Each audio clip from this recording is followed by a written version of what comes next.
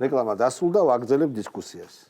არის მცირე, ასე ვთქვათ, იმედი, რომ აი ცოტა ადეკვატური ხალხი დებატებში ვინც მოვიდა, აი დებატები არის ლაკმუსის ქაღალდი. ვინც მოვიდა დებატებში, სიგიჟი არ დაიწყო, უზრდელობა არ დაიწყო, იმადგან შეიძლება გამოვიდეს, იმიტომ ჩვენ მოვისმინეთ გიჩისგანაც კამათი, ხალხის ძალისგანაც კამათი მოვისმინეთ საგნობრივ საკითხებზე და არა იმაზე, რომ შენ ეს ახალ დაიჭირე. ეხა ის რო იყო ჯანაშია, ხო? რა გვარ საფუძველი და რის კაიკას შვილიშვილი. რო გვაჩვენა ფოტოები. აი რა იყო, რომ ჩვენ არ ვიცით იმედის მაყურებელმა.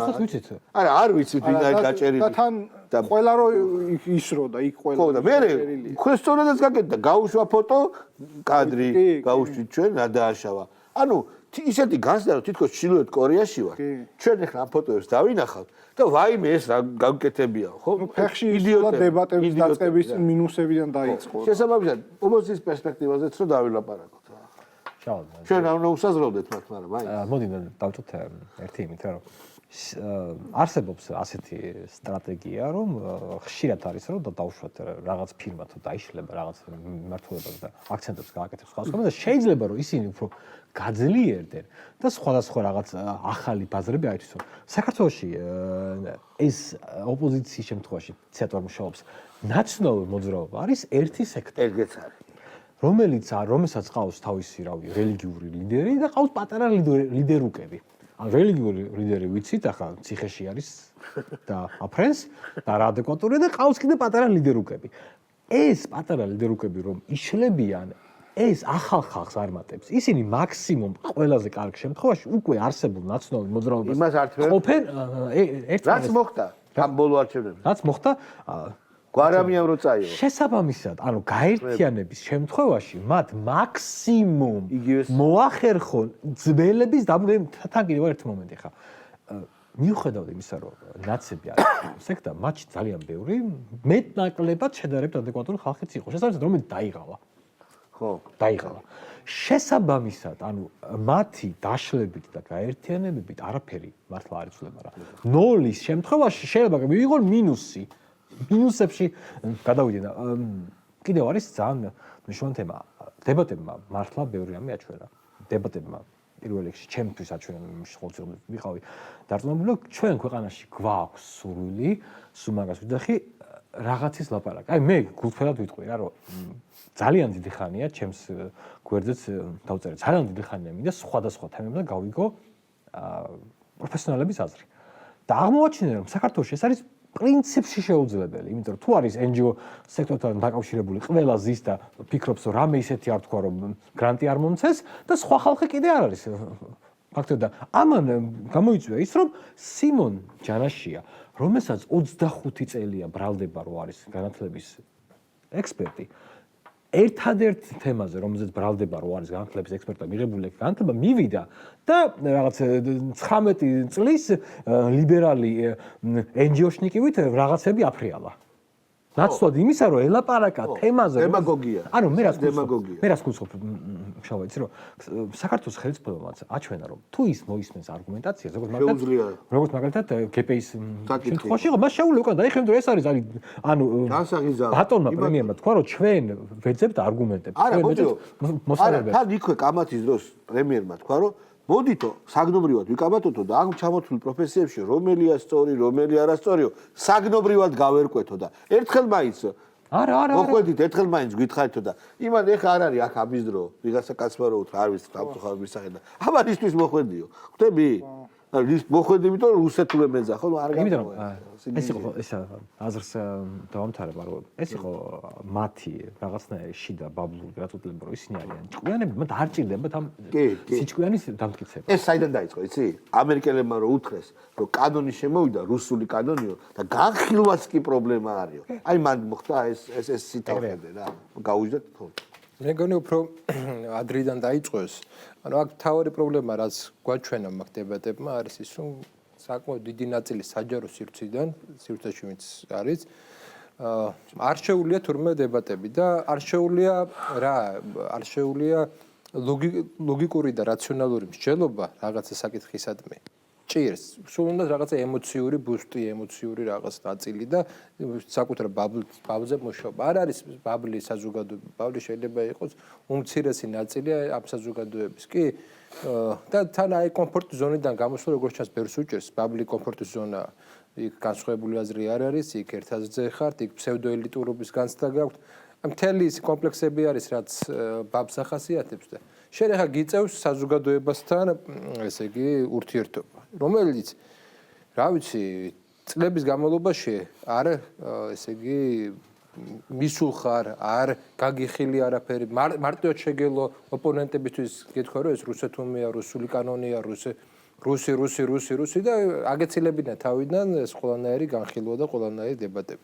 აღმოჩნდა დებატების უნარი არის საკმაოდ ესე იგი შერყეული. ეხლა დაჩლუნდა, ხო, ანუ მართალია საჯარო სირთულე სჭირდება, აი როგორც სპორტსმენს სჭირდება ვარჯიში, ესე სჭირდება საჯარო სირთულე და ვარჯიში. სპიკერსაც სჭირდება ვარჯიში. ეს არ არის რომ ესე იგი თავისთავად ვიღაცები ძლიერები არ არიან თავისთავად ძლიერები, ესე ეს პროცესის დროს იქნება და მათ არ შეუქმნათ ესე პროცესი. ანუ დემოკრატიული მეთოდებით პროცესი არ შექმნილი. იქნებოდა იქიდან რომ ზემოდან იერარქიულად მოდიოდა რაღაცა ან დაკვეთა რაღაცა ბრძანება, ან როგორც არის და იმას მე ახმოვანება. აქ ამიტომ არის ერთი მნიშვნელოვანი რამ რა.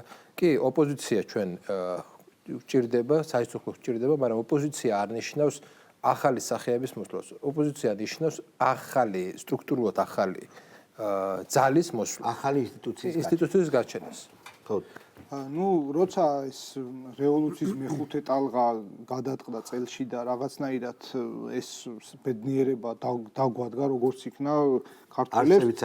ხო, ანუ იყო შიშები, მე არ ვამბობ, რომ აი ნაცები, აი ჩვეულებრივი რიგითი ადამიანი, რომ ნეიტრალურია, ახალგაზრდა, საერთოდ და ერკვევა პოლიტიკაში, რომ აი ოცნება ავტორიტარებს სამყარებს და აი ეხლა ჩანს რომ ანუ ოცნებამ გამოავლინა რაც ეხლა მართლა დასაფასებელია რომ იმის მიუხედავად რომ სული კარბაში ხო და სულად გააცამტო რა ოპოზიცია რაც გასაცამტო დაუჯდა დებატებში პრემიერი ხო ანუ პრემიერ-მინისტრი და პარლამენტის მაღალი ყოველ კვირას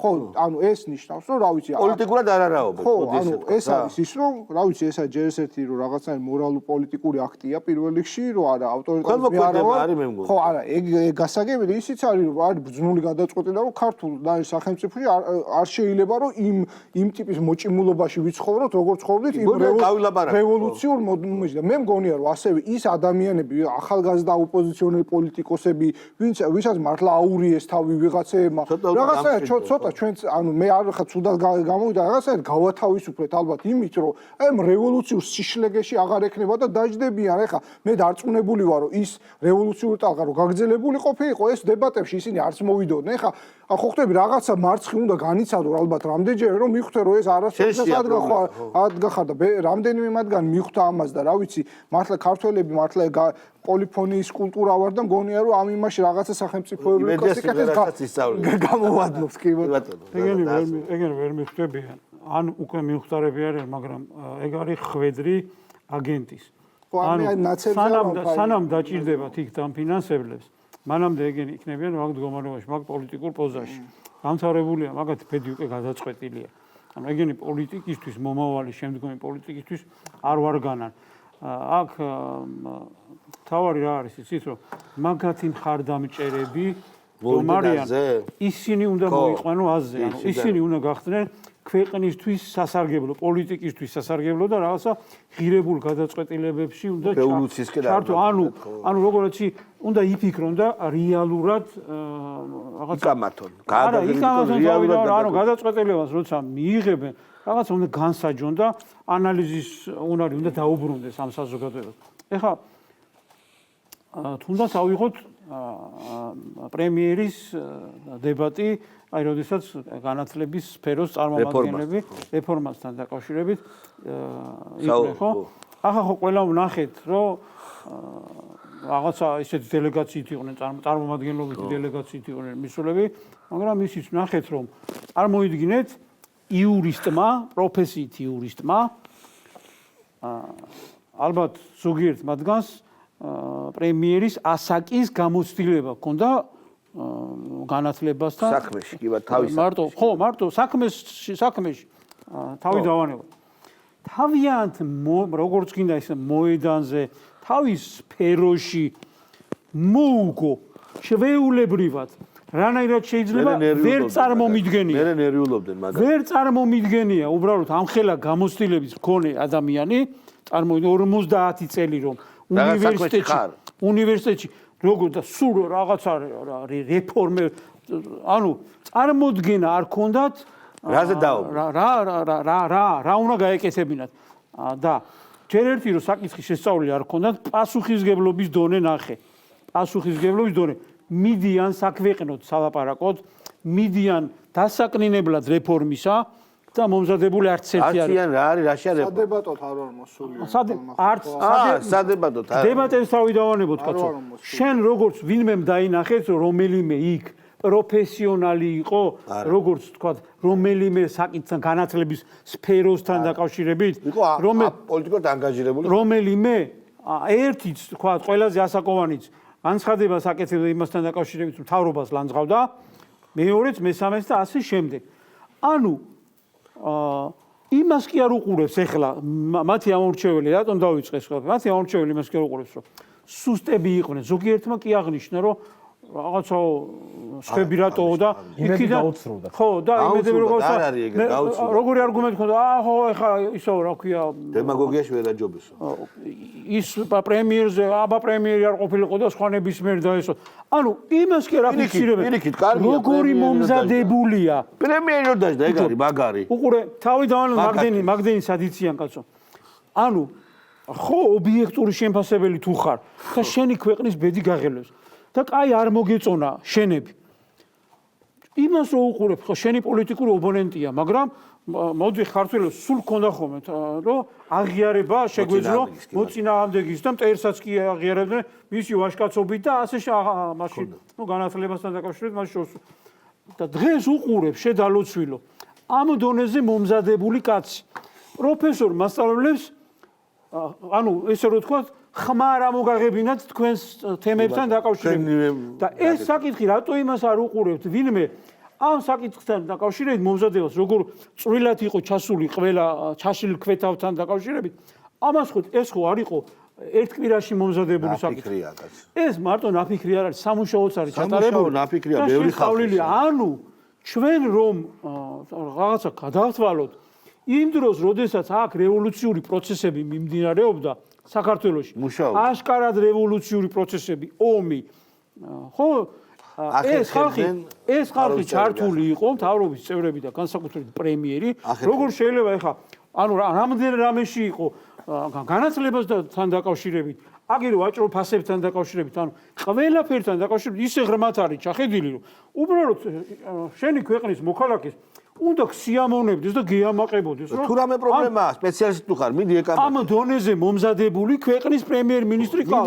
რომ აიღო ნებისმიერი ქვეყნის პრემიერ-მინისტრი არც არის ვალდებული მოდი ესე ვთქვათ რა არ არის ვალდებული რომ იმიტომ ყავს ერთი მინისტრი მეორე მესამე აი შენიშნა შენ იურისტი კაცი ხარ მოსამართლე არ არის ვალდებული იცოდეს ყველა საქმე ექსპერტის დონეზე ყავს მოწვეული ექსპერტი ამ შემთხვევაში ხალხი არის მოსამართლე არის მომხრე ექსპერტი განათლების არის მეორე მოწინააღმდეგე და მე რო უყურებს არკვევს რომელი არის სწორი თორე შესაბამისად შენ ვარ შეფასებელი მოსამართლე ანუ ხალხი არის შეფასებელი და შეხედე და მეორეს და მე მიხვდი და უნარი უნდა კონდეს რომ მართალით და ტყუილი ერთმანეთსგან მოსამართლეს არ ევალება რომ იცოდეს ყველაფერი რა თქმა უნდა ანუ ექსპერტი არის სპეციალური ცოდნის მქონე ადამიანი ანუ იქ მიიწვიეს სპეციალური ცოდნის მქონე ადამიანები ის წარმომადგენლები და აქეთ ამხარეს დაუჭდა პრემიერ-მინისტრი რომელიც რა თქმა უნდა რომელსაც შეიძლებოდა ყიფე პოზიციებიც კი ქონოდა მაგრამ იქვე ადამიანს შეეწყო აი მაგალითად უყურებდით და თქვათ რაღაცა ამათ ხარეს გადახრილიყო სასწული სპეციალურ ცოდნასთან დაკავშირებით მაგრამ ალღო აიღო და ეთქვა რომ აი ამაში თქვენ კი ბატონო ფაქტებით დამიპირისპირდით ახლა ჩვენ დავждებით და ამ საკითხს რაღაცა არა ანუ ის რა იყო კაცო ანუ ჩვენ ახლა დავждებით და ამ საკითხს უკეთესად დავამუშავებთ და ეს იქნებოდა ეს ამას ჩვენ გავიგებდით, იმიტომ რომ პრემიერ-მინისტრი არ არის ახლა არ შეიძლება რომ ყველაფერში ინდონეზია იყოს ჩახედული. მინისტრიც კი შეიძლება ესე არ იყოს, იმიტომ პოლიტიკური თანამდებობა. უნდა გიხაროდეს, ის კი არა რომ აქეთ რანძღავდეთ. და გამარჯვებად რას აღიქვავენ, იცი? აი ნახე, არა. სურათები რო აჩვენე. იმედის ტელევიზიაში რომ გამოჩნდა პირველად ამათი სურათები და ვაფშე არ არის პრობლემა, მართლა რა სისულელია. მაგას სამთაკავშირი გონია. შენ როგორ წარმოგიდგენი ახლა ამ ხალხის შემოტრიალება და იმ ჭკვაზე მოყვარა, რასაც თუნდაც მინიმალურ ზღვაზე, რასაც ჩვენ ლაპარაკობთ რა. შევაჯამოთ შესაბამისად. ჩვენ ამათი იმედი არ გვაქვს. და ორი სიტყვით კიდე, ანუ ყურე იმასაც ხო უნდა დააკვირდეს ადამიანი, რომ როგორც კი ნახე გაჩნდა თავისუფალი დრო და აღარ არის გაწევ-გამოწევა და თან დაინახე რომ თურმე უმუშავია ხელისუფლებას იმ დროს, როდესაც დიდი რისკები იყო ქვეყნის უსაფრთხოებასთან დაკავშირებით და საზოგადოების, აგერ დღეს გარდა იმისა, რომ ფასებზე მუშაობენ და გარდა იმისა, რომ აგერ განათლების რეფორმას, ჩვენ მოდი არ დაუკარგოთ ხელისუფლებას მუშაობა უკანონო მიგრაციასთან დაკავშირებით. ეს არის სერიოზული პრობლემა ქვეყნისთვის, რომელსაც სათანადოდ ეს არის ქვეყნის უსაფრთხოებისთვის სერიოზული პრობლემა და ნახეთ როგორ დაიწყო უკვე ამ პრობლემის გადაჭრის გზებზე ერთი მუშაობა და მოძებნა, მეორე კიდე აქტიური ჩართულობა, საკანონმდებლო ბაზიდან დაწყებული, აგერ არის გაუმჯობესება სასაზღვრო მიგრაციის დეპარტამენტის, რა თქმა უნდა, ის კანონები დანაშაული ადმინისტრაციული დანაშაულის ჩამდენი, რომ რაღაცა გარკვეული პერიოდი აღარ უნდა შემოვიდეს, სისხლის სამართლის დამნაშავე 20 წელი შეიძლება აღარ შემოვიდეს, მიწების სასოფლო-სამეურნეო მიწების გაყიდვის აკრძალვასთან დაკავშირებით კანონი და ცვლილება რო შევიდა. ეს რა თქმა უნდა, ეს რას საზღვევს, იცით? ახეთ რას საზღვევს?